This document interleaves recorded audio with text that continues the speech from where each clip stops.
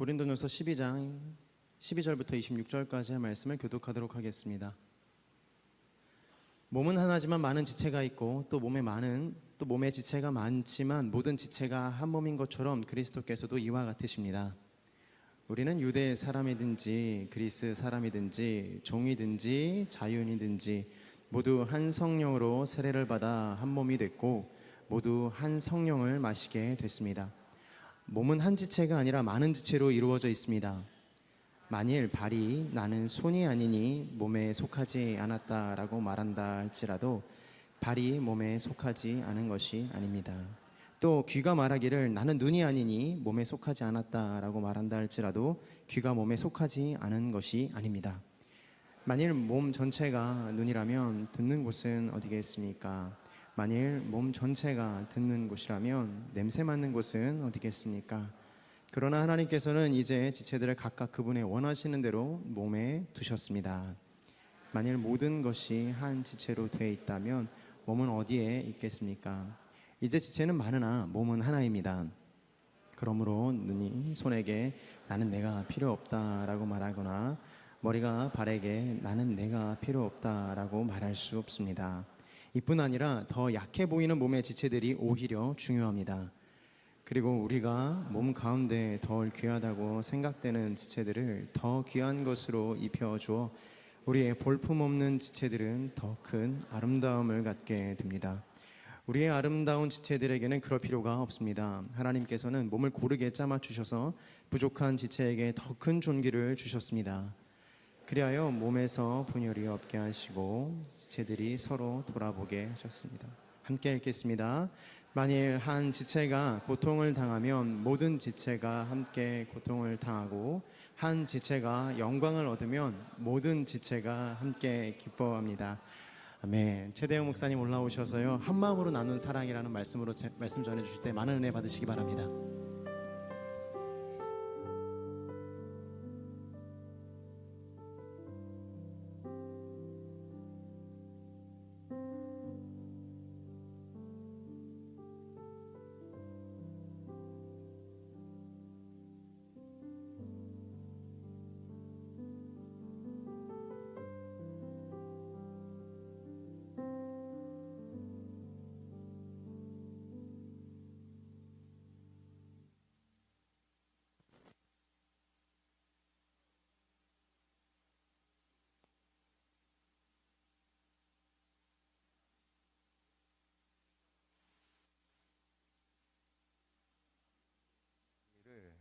소개한 것이죠.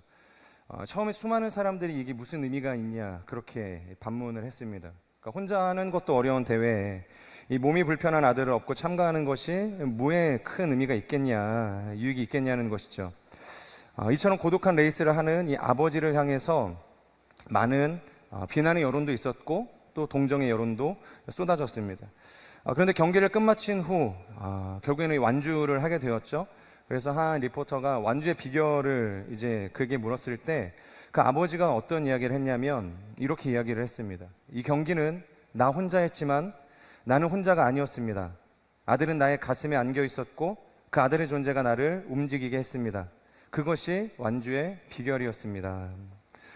이 이야기는 이 매스컴을 통해 보도된 이야기이기도 하지만 이 과거의 한 심리학 교수가 이 공동체란 무엇인가라는 이 주제 강연에서 인용한 사례이기도 했습니다. 여러분, 공동체라는 것은 목적이 아니라 의미로 연결된 인간들의 모임이라는 것입니다.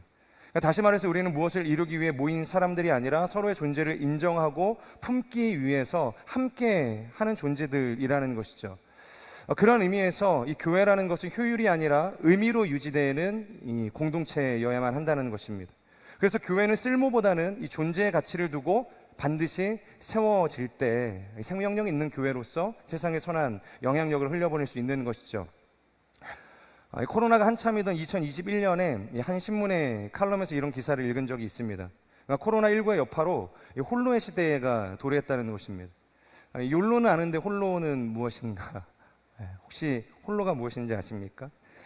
욜로는 이 You Only Live Once라는 의미를 가지고 있죠. 그러니까 한 번 사는 인생, 아쉬울 것 없이 후회할 것 없이 다 즐기면서 한번 살아보자. 그러니까 한때는 그것이 어떤 이 시대를 끌고 가는 트렌드가 되지 않았습니까? 그래서 생전에도 꿈꿔보지 않았던 이 버킷리스트를 막 세우면서 뭐 돈도 없는데 어딜 떠날까 이런 고민들에 빠져 살기도 했었습니다. 그런데 이 홀로라는 것은 뭐의 약자냐면 이 건강 이 면역 용품의 이 앞글자인 이 헬스케어의 이 H를 땄고 이 대용량 제품의 이 오버사이즈의 O, 그리고 집콕 제품의 라이프 앳 홈의 이 L, 그리고 오프라인보다는 이 온라인 쇼핑이 중요하다라고 해서 이 마지막 O를 사용해서 이게 합쳐져서 홀로가 되었다는 것입니다. 제가 볼 때는 욜로나 홀로나 뭐 어떤 시대의 트렌드를 모방한다고 이야기하지만 뭐 별 차이가 없어 보이는 것 같습니다. 결국에는 내 인생이 제일 소중하다는 이야기를 하고 있는 것이거든요. 그러니까 집에 갇혀 홀로 살아도 그 안에서 이 시대가 말하는 트렌드를 따라서 살아갈 수 있다면 홀로 사는 인생도 나름 괜찮지 않겠냐, 즐거울 수 있지 않겠냐, 이제 그런 이야기를 한다는 것입니다. 그래서 개인적으로 이런 생각을 한번 해봤습니다. 이처럼 극단적인 개인 우선주의와 이 만족주의를 따라가는 세대 속에서 우리가 추구해야 할 것은 무엇인가? 그리스도인으로 부르심을 받은 우리가 추구해야 될 것은 무엇인가? 어떠한 가치를 따라서 우리는 살아가야 하는가? 그래서 저는 욜로도 아니고 홀로도 아니고, 욜로와 발음은 비슷할 수 있지만 앞자리가 Y가 아닌 W를 붙여서 We only live once, 그러니까 우리의 가치를 추구하며 살아가야 하는 것은 아닐까라는 생각을 하게 되는 것입니다. 비록 이 세상이 말하는 소비 트렌드는 홀로인 세상이 됐지만 우리의 신앙 트렌드는 욜로인 인생이 되어야 한다라는 것이죠. 왜냐하면 기독교는 이 개인의 영성을 추구하는 종교가 아니기 때문입니다. 이 명상과 수도 생활을 통해서 스스로의 삶을 고립시켜도 얼마든지 잘 살 수 있다고 이야기하는 그런 종교가 아니라는 것입니다. 주님께서 꿈꾸셨던, 그리고 우리를 통해서 세우길 원하셨던 이 그리스도의 몸된 교회라는 것은 나와 너라는 이 벽을 허물고 서로를 끌어안고 가치의 가치를 배워가는 공동체, 그러니까 머리이신 예수 그리스도를 구주 삼아서 유일한 이 몸으로 삼아서 이 아름다운 사랑으로 함께 연합하고 세워져가는 이 부르심이 바로 교회의 부르심이라는 것입니다. 그렇기 때문에 여러분, 이 앞자리를 어떻게 확보하느냐가 우리의 신앙의 가장 중요한 이 과제가 될 것입니다. 저는 우리의 삶이 시대의 트렌드가 어떠하든 이 앞자리에 반드시 W를 확보해서 우리라는 가치 속에서 하나님의 몸된 교회를 세워갈 수 있는 인생이 되기를 주님의 이름으로 축복합니다. 자, 그러한 맥락에서 오늘의 본문은 이 교회를 몸으로 묘사를 하고 있지 않습니까? 그리고 각 지체의 다양성과 이 상호 의존성에 대해서 이제 강조를 하고 있습니다. 이 독일의 신학자인 이 몰츠만은 그의 책 이 삼위일체와 하나님의 공동체라는 곳에서 공동체에 대해서 뭐라고 정의를 하냐면, 이 교회는 사랑의 연대 안에서 서로를 향해 열려 있는 신적 공동체다. 그러니까 하나님께서 세우신 이 교회라는 공동체는 이 사랑의 연대 안에서 서로를 향해서 닫혀 있는 마음이 아니라 사랑으로 열려 있는 공동체라고 정의를 한다는 것이죠. 단순히 영적인 연합을 넘어서는 의미를 가지고 있습니다. 실제적으로 우리의 삶으로 이 사회적 약자와의 이 공존까지를 담보하고 있는 것이 이 몰츠만이라는 신학자가 이야기하는 교회라는 공동체의 정의라는 것이죠. 그리스도 안에서 하나가 된다는 것은 단순히 내가 저 사람이 품고 있는 생각에 동의하고 같아지는 차원의 수준을 이야기하는 것이 아니라, 다르지만 나랑 걸어가는 길이 다르지만, 의견이 대립되지만 그럼에도 불구하고 열려있는 그리스도의 사랑의 마음으로 품고 같이 갈 수 있는 마음, 그것이 이 교회라는 공동체라는 것이고, 하나 된다라는 이 삶의 양태라는 것입니다. 마치 이 삼위일체의 하나님께서 서로 다른 위격을 가지고 계신다고 하지 않습니까? 성부는 성자와 다릅니다. 이렇게 이야기하면 또 오해하실 분들이 계실 것 같은데, 성부와 성자와 성령은 분명히 다릅니다. 하지만 같습니다. 그러니까 삼위일체라는 것이 서로의 다름에 대해서, 다른 위격에 대해서 인정을 하지만, 그러니까 성자의 역할이 다르죠.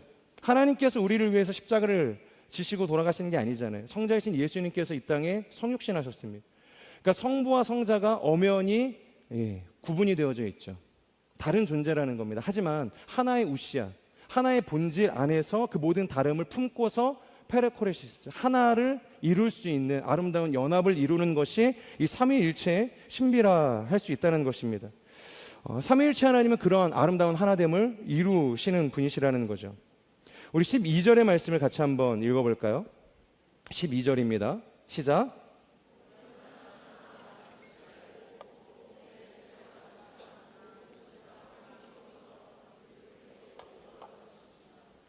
자, 지금 바울은 몸이 하나다라고 이야기를 하고 있습니다. 여기서 단순히 이 수적인 개념으로서 이 몸은 하나다라는 이야기를 하는 것이 아니라 본질적인 일치를 이야기하고 있다는 것입니다. 아까 이야기했던 것처럼 삼위의 하나님께서 서로 독립된 객체처럼 보이지만 이 하나의 본질 안에서 아름다운 하나됨을 이루는 것처럼 몸이 하나라는 것은 여러 지체가 그 몸 안에 붙어 있지만 본질적으로는 그리스도 안에서 하나의 생명을 소유한 존재라고 이야기를 한다는 것입니다. 그러니까 예수 그리스도 안에서 우리는 그의 생명으로 연결된 유기체, 그것이 바로 교회라는 것이죠. 가령 이런 것입니다. 세상의 조직은 이 기능에 따라서 인사를 배치하지 않습니까? 요즘에 이 대통령께서 그 인사를 개편하는 걸 보면서 정말로 능력이 있으면 모든 곳에 모든 요직에 제한 없이 기용한다라는 것을 많이 매스컴에서 보도하고 있지 않습니까? 이것은 뭐 어쩔 수 없는 이 세상의 방식이라는 생각이 듭니다. 이념이 다르고 신념이 다르고 철학이 다를지라도 능력 있는 인재는 등용하는 것, 그것이 세상이 말하는 가치 아니겠습니까? 그런데 아무리 내가 의사가 되고 싶어도 의료에 관한 이 지식과 기술이 없다면 여러분 병원에 취직할 수 있겠습니까? 그 사람이 환자를 진료할 수 있겠습니까? 그 사람이 어떠한 기능을 감당하려면 그에 걸맞는 능력이 반드시 필요하다라는 것입니다. 그렇기 때문에 조직은 기능에 따라서 능력에 따라서 사람을 배치할 수밖에 없다는 것이죠. 자, 그런데 예수 그리스도의 교회는 뭐냐? 이 기능이 중요하냐? 효율이 중요하냐? 그것으로 이 교회가 하나 되어질 수 있냐? 아니라는 것입니다. 교회는 오직 그분의 은혜로만 연결이 되어질 수 있다 이야기하는 것입니다. 오직 예수 그리스도의 생명으로만 한 몸을 이룰 수 있다고 이야기하는 것이죠. 그래서 그 생명에 접붙임된 존재라고 한다면 어떤 존재일지라도 사는 것입니다. 여러분 믿으십니까? 어떠한 존재여도, 유대인이어도 헬라인이어도 그리스도께 접붙임을 받는 존재는 반드시 산다고 이야기하는 것이죠. 반대로 그 어떤 대단한 인생도 그분으로부터 떨어져 나오는 인생은 죽을 수밖에 없다는 것입니다. 그래서 복음서를 보면 나는 포도나무요 너희는 가지니 나를 떠나서는 너희가 과실을 맺을 수 없다. 주님께서 그런 이야기를 하시는 것입니다. 사랑하는 여러분, 그렇기 때문에 그리스도의 교회는 누구 하나 불필요한 지체가 없다는 것입니다. 병든 지체도, 아직 제 역할을 감당하지 못하는 미성숙한 어떠한 이 초신자도, 가는 곳마다 문제를 일으키는 트러블 메이커도 그 생명 안에서 여전히 존중되고 끌어안을 수 있는 긍휼의 마음을 누릴 수 있는 곳, 그곳이 바로 교회라는 것입니다. 그것이 바로 오늘 이 사도 바울이 이야기하고 있는 몸의 논리이고 복음의 논리이고 삼위의 하나님께서 꿈꾸신 세계가 바로 그러한 세계다라는 것입니다. 사자와 어린 양이 뛰어논다고 이야기하지 않습니까? 어린아이가 독사굴에 손을 넣어도 해를 입지 않는, 여러분 이것은 세상의 관점으로 볼 때 부조화 아닙니까? 기능적으로 볼 때, 관계적으로 볼 때 만나면 안 되는 개체들 아닙니까? 그렇지만 하나님의 나라에는 이런 모든 세상이 말하는 기능들을 역행하면서 조화를 이루는 곳, 새로운 질서를 창조하는 곳, 이러한 존재들조차 서로 어울리며 하나됨을 이룰 수 있는 곳, 그것이 하나님의 나라, 천국이라고 이야기하는 것입니다. 여러분 혹시 헬라어로 하나님의 나라라고 할 때 이 나라가 어떤 단어인지 혹시 아십니까? 하나님의 나라라고 할 때 이 나라를 의미하는 이 헬라어는 요한복음 3장 16절에서 이런 표현이 있죠. 하나님께서 세상을 이처럼 사랑하사, 거기서 말하는 이 세상이라는 단어에 사용되는 코스모스라는 단어입니다. 그런데 제가 이 이야기를 왜 하냐면 얼마 전에 우리가 요한계시록 21장 이 새하늘과 새 땅이 도래하는 그 메시지를 주일에 나누었는데요. 요한계시록 21장 2절의 말씀을 우리 같이 한번 읽어볼까요? 요한계시록 21장 2절입니다. 시작. 네, 물을 먹으면 나올 것 같습니다. 네, 제가 읽어드리겠습니다. 또 나는 거룩한 도성 새 예루살렘이 하늘에서 하나님께로부터 자기 남편을 위해 화장한 신부처럼 준비돼 내려오는 것을 보았습니다. 자, 지금 하나님의 도성, 그 새 하늘과 새 땅, 새 예루살렘이 위로부터 내려오는 장면을 묘사하고 있지 않습니까? 물론 몇 가지 견해에 따라서 다양한 해석을 우리가 가질 수 있지만 중요한 것은 이 21장 2절에서 이야기하는 바가 뭐냐면 누가 과연 그 하나님의 도성에 들어갈 수 있는가에 대한 이야기라는 것이죠. 누가 들어갈 수 있습니까? 여러분들이 들어가셔야죠. 네, 내가 들어가야 되는 겁니다. 2절은 이렇게 이야기하죠. 오직 자기 남편을 위해 어떠한 사람들만 들어갈 수 있다고 합니까? 화장한 신부처럼 준비된 자들만 들어갈 수 있다. 그렇게 이야기합니다. 화장한 신부처럼 준비된 자들. 화장한 신부에 대해서 이 개역개정은 단장한 신부다. 이 단장이라는 표현을 사용하고 있는데요. 여기서 이 화장이라는 단어, 이 단장이라는 단어가 뭐냐면 아까 우리가 하나님의 나라를 언급할 때 어떤 단어를 사용했죠? 코스모스. 근데 그 코스모스에서 파생된 코스네오라는 단어가 이 단장이라는 단어에 사용이 되어졌다는 것입니다. 그러니까 뭐냐면 누가 하나님의 나라에 들어갈 수 있는가, 바로 코스네오로 단장한 사람들만이 들어갈 수 있다고 이야기하는 것입니다. 자, 그런데 문제는 그 단장이 뭐냐는 거예요. 단장. 여러분, 코스모스는 이 나라라는 의미도 있지만 한편으로는 질서라는 의미도 가지고 있습니다. 질서. 그러니까 하나님의 나라는 어떤 것이냐, 바로 하나님의 유일무이한 질서가 회복되어진 곳, 깨어진 하나님의 질서가 다시 그 원형의 몸을 덧입게 되어진 곳, 그곳이 하나님의 나라 코스모스라는 것입니다. 그런데 그 회복된 하나님 나라의 결과물을 우리가 아까 뭐라고 이야기했습니까? 그것은 이사야서 11장 6절에서 8절의 내용인데 우리 같이 한번 읽어보도록 하겠습니다. 시작. 늑대가 어린 양과 함께 살고 표범이 새끼 염소와 함께 누우며 송아지와 어린 사자와 살찐 짐승이 함께 있는데 어린아이가 그들을 이끌고 다닐 것이다. 곰이 함께 풀을 뜯고 그 새끼들이 함께 뒹굴며 사자가 소처럼 즙을 먹을 것이다. 젖먹이가 독사의 구멍 곁에서 장난하고 어린아이가 뱀의 굴에 손을 넣을 것이다. 자, 뭐라고 하고 있습니까? 이사야가 본 그 천국에 대한 환상은 무엇입니까? 바로 하나님의 생명으로, 예수님의 생명으로 함께 어우러질 수 없는 존재들이 어우러지는 곳, 그것이 천국이라고 이야기하는 것입니다. 그렇기 때문에 여러분, 우리 공동체가 이 땅에서 살아가는 동안 하나님의 신부로서 무엇을 단장해야겠습니까? 우리가 준비해야 할 단장은 무엇이겠습니까? 회복될 이 천국의 질서, 그 코스모스를 바라보며 코스네오로 이 땅의 교회를 세워가야 할 그 단장을 이야기한다는 겁니다. 깨어진 하나님의 그 질서, 그것을 다시 어떻게든 세워가기 위해서 그 질서 속에 우리의 삶을 맡기며 그렇게 살아가기를 결단하는 삶, 그것이 하나님께서 우리를 통해서 원하시는 코스네오의 인생이라는 것입니다.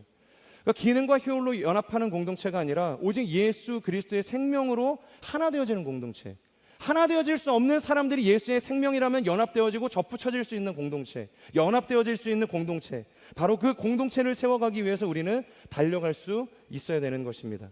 저는 우리의 삶이 그 예수의 생명으로 연합되기를 선택하는 인생이 되기를 축복합니다. 계속해서 우리 15절에서 20절까지의 말씀을 함께 읽도록 하겠습니다. 시작. 만일 발이 나는 손이 아니니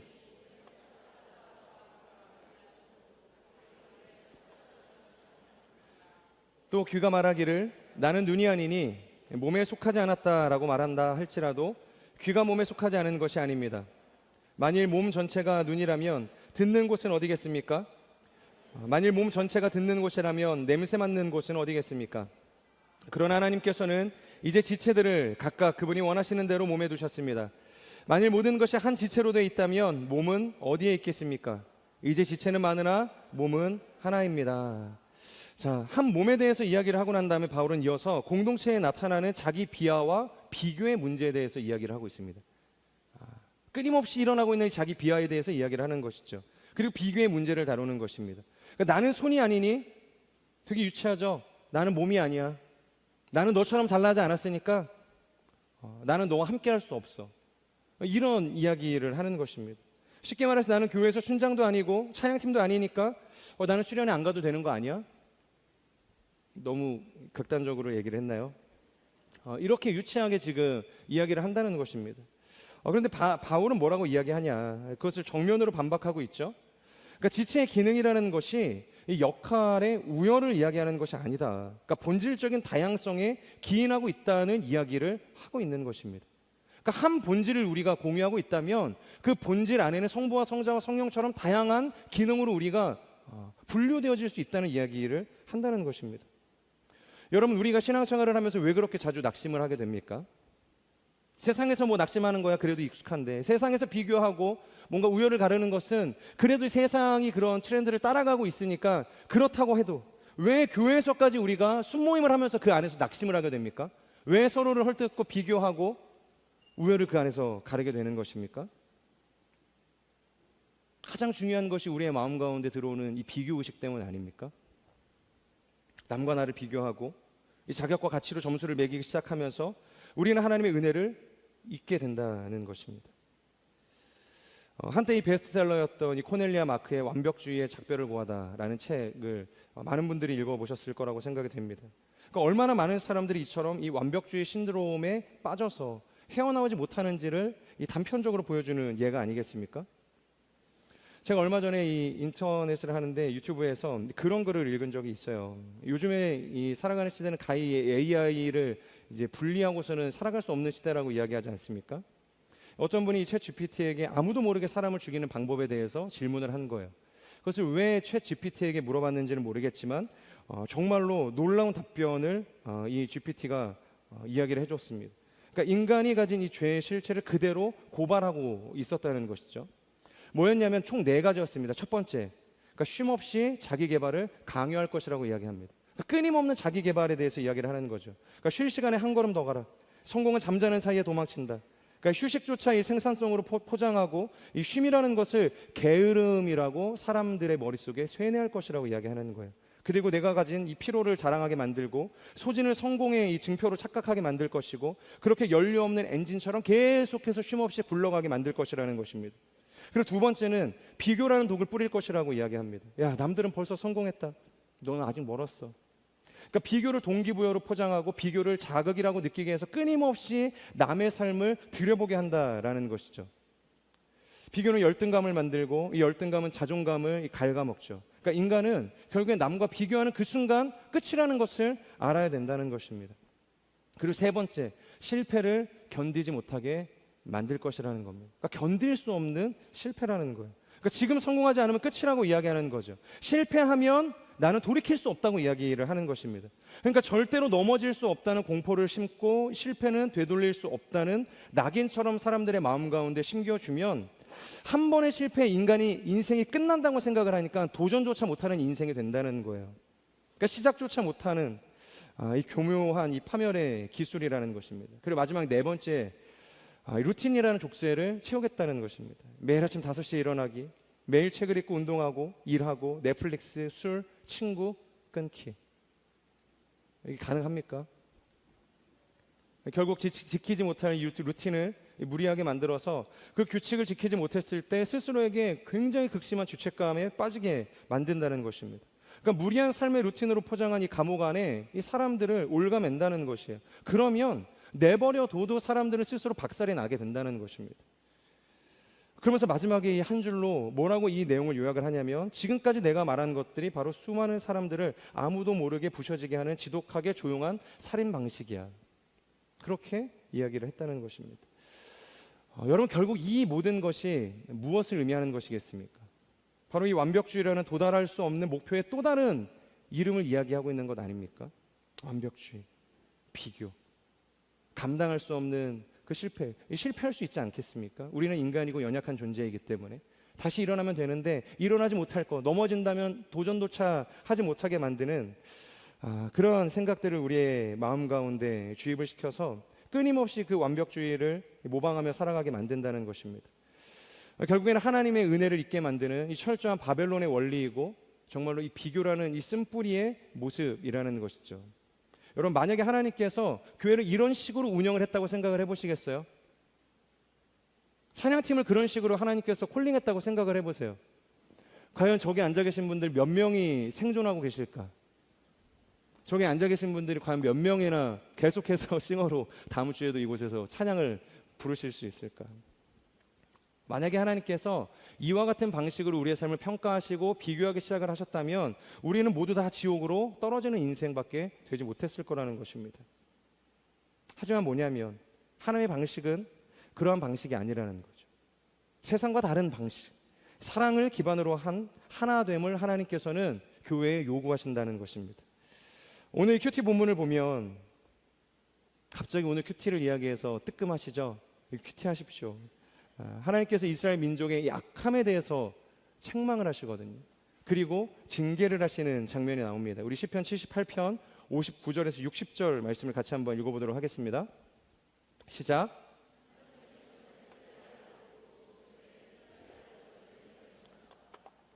그리하여 실로의 장막을 곧 그분이 사람들 가운데 직접 세우신 그 장막을 버리셨다. 자, 그러니까 하나님께서 우상을 세우고 하나님 자신을 떠난 사람들을 버리셨다.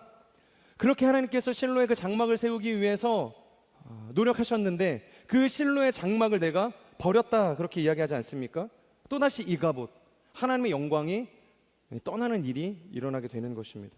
그 결과 63절에서 64절을 보면 청년들이 불에 타 죽고 처녀들이 결혼을 하지 못하게 되고 이 제사장은 칼에 맞아 죽게 됩니다. 그리고 과부가 눈물을 흘려야 되지 않습니까? 남편을 잃었는데, 가족을 잃었는데, 그런데 그 과부가 눈물을 흘릴 수 없는 인생을 살아가게 된다는 것입니다. 그것이 하나님의 심판이죠. 그런데 놀랍게도 70절부터 놀라운 반전이 시작이 되지 않습니까? 하나님께서 자신의 종 다윗을 선택해 그렇게 바닥까지 떨어졌던 이스라엘 민족을 회복시키시겠다고 선포하신다는 거예요. 이스라엘 민족의 회복을 위해서 일하겠다고 말씀을 하신다는 거예요. 자, 그런데 이유가 뭐냐는 거죠. 뭔가 이스라엘 민족이 하나님 앞에 변곡점을 만들었기 때문에 하나님께서 갑자기 태도를 바꾸시는 걸까? 68절을 보면 이렇게 이야기합니다. 우리 같이 한번 읽어보겠습니다. 시작. 곧 그분이 사랑하신 시온산을 선택하셨다. 자, 68절에서 하나님께서 다윗을 세우신 이유에 대해서 뭐라고 이야기하십니까? 그들을 구원하신 이유에 대해서 뭐라고 말씀하세요? 바로 그들을 사랑하셨기 때문이다. 하나님께서 사랑하신 시온을 선택하셨다는 겁니다. 근데 여기서 이 사랑하셨다라는 이 표현이라는 것이 단순히 감정적인 표현을 의미하는 것이 아닙니다. 이것은 히브리어 아하브라는 단어가 사용이 되어지는데 이것은 언약적 애정에 대한 사랑을 이야기하는 것입니다. 언약적 애정. 그러니까 극단적으로 이야기하면 그런 거예요. 꼴 보기 싫어도 하나님께서 이미 그렇게 작정하셨기 때문에 버리지 않을게. 다시 회복시켜 줄게. 애초에 하나님께서 우리의 꼴을 보고 우리와 언약을 맺어주시는 게 아니잖아요. 우리가 잘났기 때문에, 뭔가 가치가 있는 존재였기 때문에 하나님께서 우리의 그 아름다운 형상을 보고 우리와 언약을 맺어주신 분이 아니라는 거예요. 하나님께서 우리에게 구원의 언약을 베푸신 그때가 언제인가? 언제 하나님께서 우리에게 찾아오셔서 내가 너를 구원하시겠다고 이야기하셨죠? 우리가 예수님 만나고 열심히 신앙생활하고 있을 그때입니까? 이미 그때는 너무 늦었죠. 이미 하나님께서 우리를 부르셨기 때문에, 언약으로 우리를 인치셨기 때문에 우리가 예수님을 믿게 된 거 아니겠습니까? 그러니까 내가 잘 나가고 있을 때, 열심히 교회 생활하고 신앙생활하고 있을 때에는 아니라는 겁니다. 훨씬 앞에서 하나님께서 일하고 계셨다는 것이죠. 창세기 3장 15절의 말씀을 우리 같이 한번 읽어보도록 하겠습니다. 시작. 내가 너와 여자 사이에, 내 자손과 여자의 자손 사이에 증오심을 두리니 여자의 자손이 내 머리를 상하게 하고 너는 그의 발 뒤꿈치를 상하게 할 것이다. 우리가 흔히 원시복음이라고 말하는 이 최초의 복음, 최초의 언약입니다. 하나님께서 인류에게 주신 첫 번째 언약이라는 거예요. 그런데 여러분, 이 언약이 언제 주어진 것입니까? 내가 너를 구속할 것이다. 여인의 후손은 누구를 이야기하죠? 예수 그리스도를 이야기하는 거 아닙니까? 하나님께서 언제 우리에게 예수님을 보내주시겠다고 결정하신 걸까요? 어떤 상황에서 이 언약이 아담과 하와에게 주어진 것일까? 바로 그들이 선악과를 따먹었을 때라는 겁니다. 죄를 짓고 하나님의 형상이 완전히 산산조각이 나서 부셔졌을 때, 바로 그때 하나님께서는 복음의 언약으로 그들을 구속하셨다라고 이야기를 한다는 것이죠.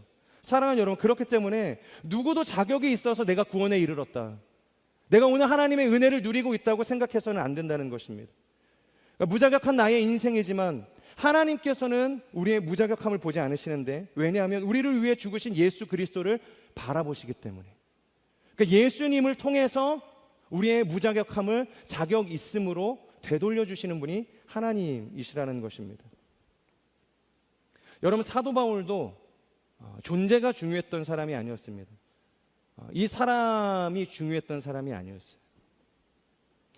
그는 이 목표 중심적이었고 이 성취 중심적이었던 사람이었죠.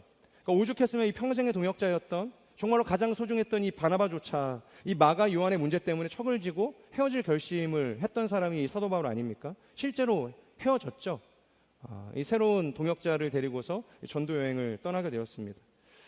그랬던 바울이 이 로마서 16장을 기록하면서 뭐라고 편지를 씁니까? 로마서 16장은 우리가 소위 바울의 이 문안인사장이라고 이야기를 하거든요. 그곳에 바울은 무려 24명의 실제적인 명부, 실제 사람의 이름을 기록하면서 그들에게 안부 인사를 합니다. 그리고 26번의 문안 인사를 하는 것을 볼 수 있는 것이죠. 그러니까 챙겨야 될 사람들이 너무 많은 거예요. 사랑을 주고받고 나누고 소식을 전해야 할 사람이 이렇게나 많은 인생이 되었다는 것입니다. 바울의 인생이 완전히 뒤집혀지는 것이죠. 작은 실수 하나, 어떤 한 사람의 연약함 하나도 그대로 두지 못하고 그것을 내치고 버려내는 인생이 사도 바울의 인생이었는데 사람을 존귀히 여기는 인생으로 바뀌게 되었다는 것입니다. 연약한 인생도 품을 수 있는 사랑의 소유자가 되었다는 것이죠. 여러분, 이유가 무엇일까요? 느닷없이 갑자기 사도 바울이 바뀌었을까요? 저희 아내가 가장 많이 쓰는 말이 있는데 사람은 고쳐 쓰는 게 아니라고. 저를 향해서 항상 그런 이야기를 많이 합니다. 사람은 고쳐 쓰는 게 아니죠.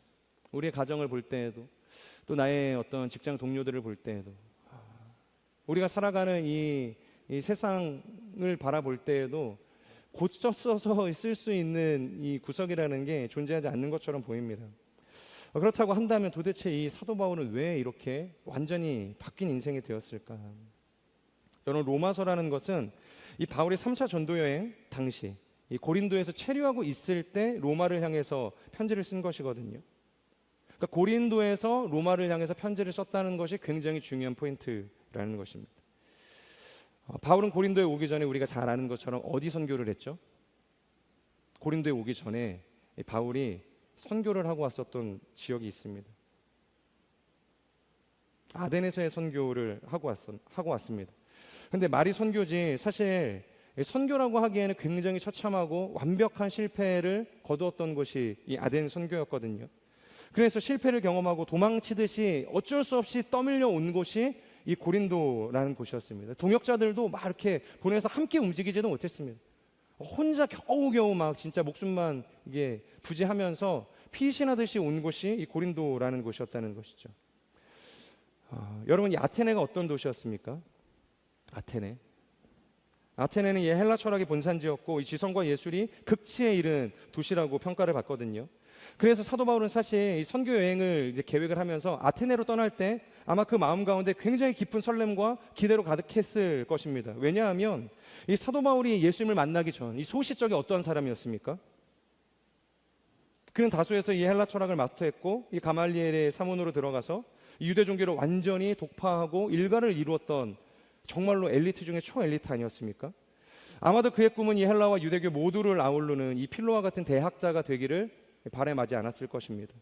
그래서 그는 언젠가 이 아테네로 가서 자신의 지성을 인정받기를 원했을지 모른다는 거예요. 그러면서 젊은 시절에 자신의 삶을 학문에 매진했을 것이라는 겁니다. 그런데 그가 예수님을 만나게 됐죠. 다메섹으로 가는 그 길에서 가장 밝고 분명한 빛이신 예수님을 만나게 됩니다. 그 복음에 의해서 그의 인생이 완전히 뒤집히게 됐고, 그래서 그가 가고 싶었던 아덴이 아니라 필로와 같은 대학자의 길이 아니라 복음을 전하는 이방인의 사도로 그의 인생을 전환하게 되지 않습니까? 근데 문제가 뭐냐면 우리는 알잖아요. 우리의 인생이라는 것이 얼마나 연약하고 유치한지. 우리에게 그런 본성이 있지 않습니까? 그러니까 사도 바울의 내면에도 여전히 해결되어지지 않는 지난 날에 대한 이 아테네에 대한 동경이 남아 있었을 거라는 거예요. 그러니까 가지 않았으면 모르지만 만약에 내가 이 아테네로 간다고 하면 여러분 뭘로 승부하고 싶었겠습니까? 말도 안 되는 복음을 가지고서 거기서 복음 전하길 원했겠습니까? 아니면 이 헬라 사람들을 완전히 기죽일 수 있는 정말로 고차원적인 이 수사학을 가지고 그들을 설득하기를 원했을까요? 당연히 자신이 가지고 있는 이 기능적인 이 능력들, 이 지식들을 의존하지 않았겠습니까? 그래서 아테네로 향하는 그의 발걸음은 가벼웠을 것이고 이 기대와 설렘이 아주 충만한 상태였을 거라는 거예요. 자, 그렇게 그가 아테네에 도착하게 되거든요. 그런데 사도행전 17장 24절에서 31절 정말로 유명한 어떻게 보면 이 맞춤 전도의 꽃이라고 불릴 수 있는, 불신자들에게는 이렇게 전도해라 이야기할 수 있는 이 수사학적인, 하나님에 대해서 한 번도 언급하지 않고 복음을 전하는 이 수사학적인 이 설교가 그곳에서 이루어지게 됩니다. 자, 그런데 그 결과가 어땠을까요? 가지고 있는 모든 역량을 동원해서 수사학적인 설교를 통해서 이 사람들에게 설교를 했어요. 하나님을 증거했습니다. 그럼 어떤 열매가 있어야 되잖아요. 그런데 대박이 났습니까? 바울이 그동안 기대했었던 것처럼 아테네 사람들의 눈과 귀를 사로잡았을까요? 완벽한 실패였다는 거예요. 물론 일부 관심을 갖고서 이 바울의 이 메시지를 듣기 위해서 찾아온 사람이 있었지만 말 그대로 처참한 실패였다. 성경은 그렇게 평가를 하고 있습니다. 왜 그렇게 볼 수 있냐면 지금까지 그의 여정을 통해서 사도 바울이 복음을 전하면서 강론했었던 어떤 지역에서도, 그러니까 그가 마음을 먹고 복음을 전했던 지역에서 이 핍박과 옥에 갇히는 사건들이 있었지만 교회가 세워지지 않았던 적은 없거든요. 복음을 전하면 그냥 백발백중인 거예요. 무조건 그곳에 교회가 세워지는 것입니다. 빌립보에서도 데살로니가에서도 그가 가는 곳이면 정말로 수많은 군중들이 예수님을 영접하고 교회가 세워졌다는 것이에요. 그런데 아테네는 어땠냐? 교회는커녕 사실상 아무것도 못 해보고 그 자리를 이동할 수밖에 없었다고 볼 수 있는 것입니다. 다시 말해서 이 바울 선교 역사상 가장 완벽하고도 무기력했던 이 실패의 현장이 어디였는가? 그것은 이 아테네라고 이야기할 수 있는 것이죠.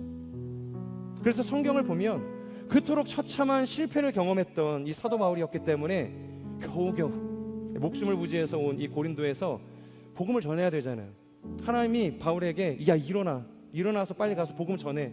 그러니까 바울이 정말로 막 죽지 못해서 일어나가지고 이제 복음을 전하는데, 그때 그에게 하나의 깨달음이 찾아오고 하나님께서 그의 마음을 위로해 주시고 감동을 주셔서 그의 삶을 완전히 뒤집어 놓으셨는데, 그리고서 그가 전한 메시지가 뭐냐면 고린도전서 2장 1절에서 2절의 말씀입니다. 우리 같이 한번 읽어볼까요? 시작.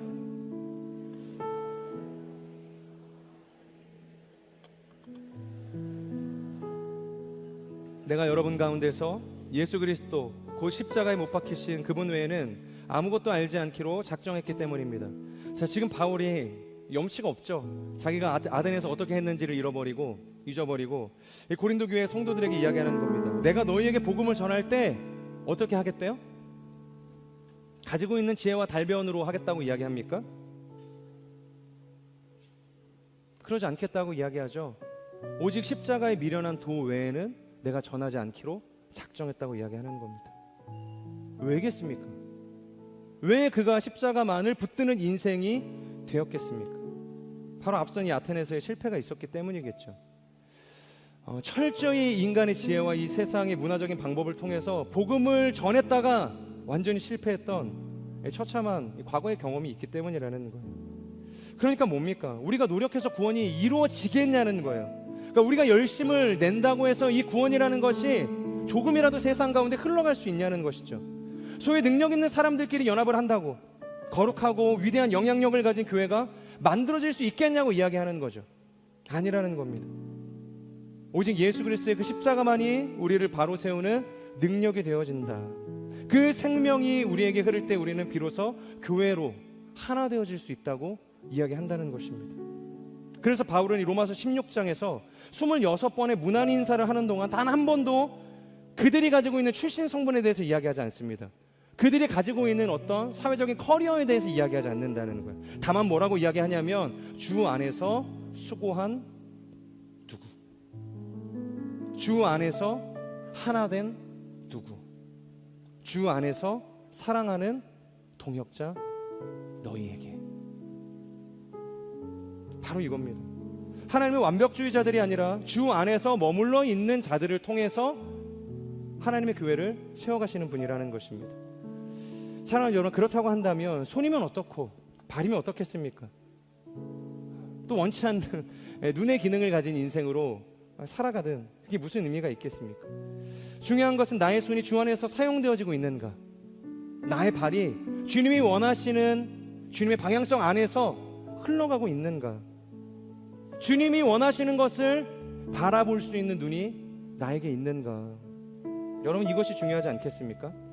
저는 우리의 삶이 나의 완벽한 커리어 위에서 세워져가는 인생이 아니라 오직 주 안에서만 세워져 갈 수 있는 인생, 예수 그리스도의 그 생명에 접붙임 바 되어서 그 사랑을 우리가 양분으로 공급받으면서 그 사랑을 교회와 세상 가운데 나누어 줄 수 있는 거룩한 인생이 되기를, 세상에 하나님의 사랑을 흘려보낼 수 있는 믿음의 마중물이 되기를 주님의 이름으로 축복합니다.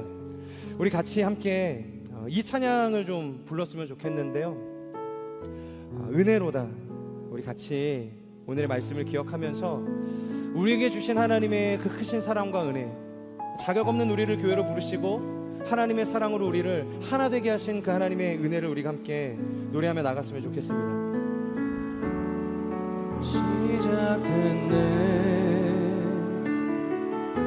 그렇게 고백하길 원하시는 분들 다 함께 자리에 일어나셔서 하나님의 은혜를 찬양하겠습니다. 나의 삶을 다스리고 새롭게 하네, 자유하네. 죄와 사망으로부터 나의 삶은 변하고나 충만하네. 시작됐네.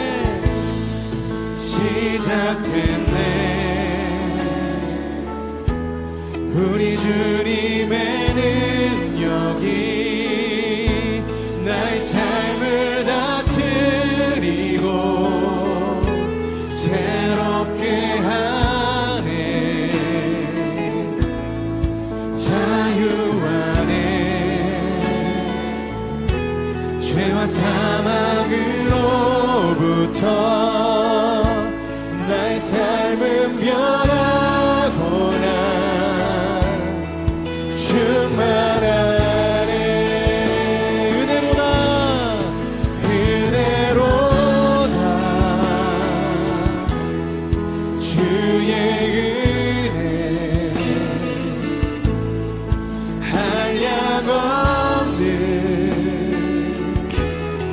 주의 은혜.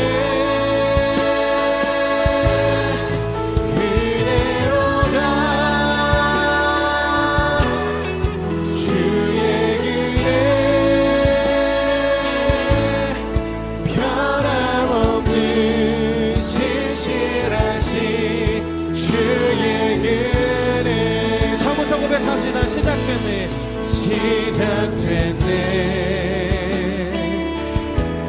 우리 주님의 능력이 나의 삶을 다스리고 새롭게 하네,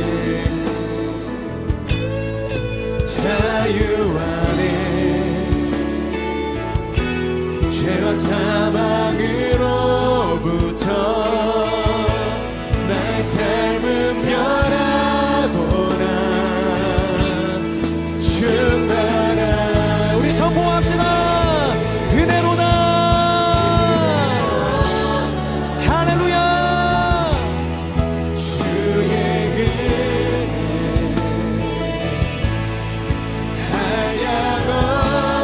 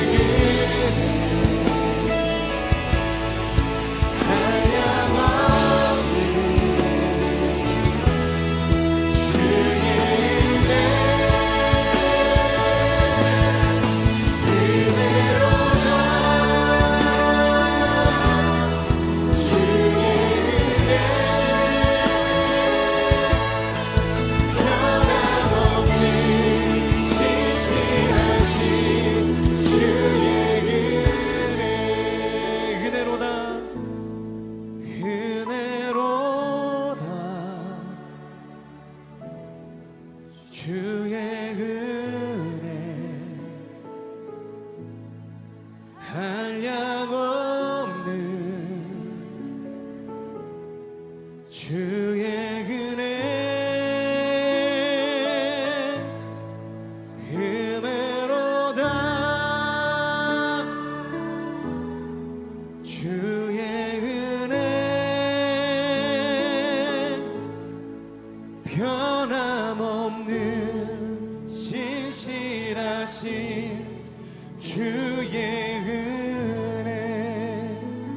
우리 같이 한번 기도하며 나갈 때 하나님, 은혜로 구원받은 우리의 인생임에도 불구하고 우리가 세상의 잣대로 기능과 효율을 근거로 선을 긋고 벽을 세웠던 우리의 교만함을 이 시간 회개합니다. 십자가를 정면으로 거스르는 이 바벨론의 이념에 사로잡혀 공동체를 무너뜨리는 나의 교만함과 이기심을 이 시간 내려놓습니다. 성령 하나님, 다시 한번 우리가 예수 그리스도의 그 생명으로 한 몸을 이루는 거룩한 공동체가 될 수 있도록 역사하여 주시옵소서. 그 어떠한 것으로도 우리가 하나 되어질 수 없음을 고백합니다. 오직 예수 그리스도의 그 생명으로만, 오직 예수 그리스도의 그 십자가 능력으로만 우리가 하나 되어질 수 있음을 믿음으로 고백하오니, 성령 하나님, 우리 안에 그 생명으로 하나 되어지는 역사가 있게 하여 주시옵소서. 다시 한번 우리의 삶을 주 앞에 올려드리며 교만했던 우리의 삶을 주 앞에 회개하며 우리 주여 간절히 선포하며 기도하며 나아가